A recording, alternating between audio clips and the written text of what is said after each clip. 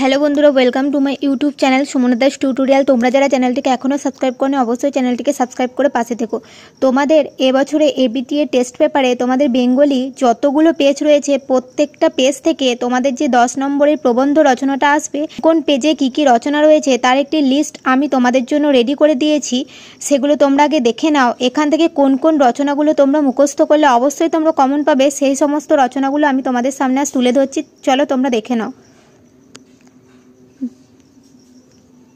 প্রথম রয়েছে বিজ্ঞান ও কুসংস্কার, তারপর রয়েছে বিজ্ঞান আশীর্বাদ না অভিশাপ, আধুনিক জীবন ও বিজ্ঞান, দৈনন্দিন জীবনে বিজ্ঞানের অবদান, ইন্টারনেট ও আধুনিক জীবন, বিশ্ব উষ্ণায়ন, বাংলার উৎসব, পরিবেশ রক্ষায় ছাত্র সমাজের ভূমিকা, একটি ভ্রমণের অভিজ্ঞতা, একটি বৃষ্টিমুখর দিনের অভিজ্ঞতা, পরিবেশ দূষণ ও তার প্রতিকার, তোমার জীবনের লক্ষ্য, ছাত্র জীবনে খেলাধুলার উপযোগিতা, তোমার প্রিয় ঋতু আর বাংলার ঋতু বৈচিত্র্য, একটি বইয়ের আত্মকথা,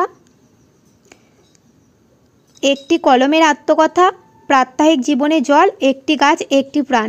এই রচনাগুলো তোমাদের এই সমস্ত যতগুলো তোমাদের পেজ রয়েছে বেঙ্গলি থেকে, সেই পেজগুলোতে এসেছে। এবার দেখো, এখান থেকে তোমাদের বহুবার রিপিটেশন হয়েছে বিজ্ঞান ও কুসংস্কার আর বাংলার উৎসব। যেগুলো তোমাদের বহুবার এসেছে সেই রচনাগুলো তোমরা যদি মুখস্থ করো তোমরা সেগুলো থেকে একটা কমন পাবে। তার মধ্যে রয়েছে বাংলার উৎসব, বিজ্ঞান ও কুসংস্কার, ছাত্র জীবনে খেলাধুলার উপযোগিতা, তোমার জীবনের লক্ষ্য বা বাংলার ঋতু বৈচিত্র্য, বিজ্ঞান আশীর্বাদ না অভিশাপ, পরিবেশ রক্ষায় ছাত্র সমাজের ভূমিকা। এই 5টা রচনা তোমরা খুব ভালো করে মুখস্থ করে নাও, অবশ্যই তোমরা এখান থেকে একটা কমন পাবেই। এছাড়াও তোমাদের আত্মকথা, একটি বইয়ের আত্মকথা বা একটি নদীর আত্মকথা, এরকম আত্মকথা 2-1টা তোমরা করে রাখবে। তোমরা এই 5টা রচনা থেকে অবশ্যই কমন পাবে।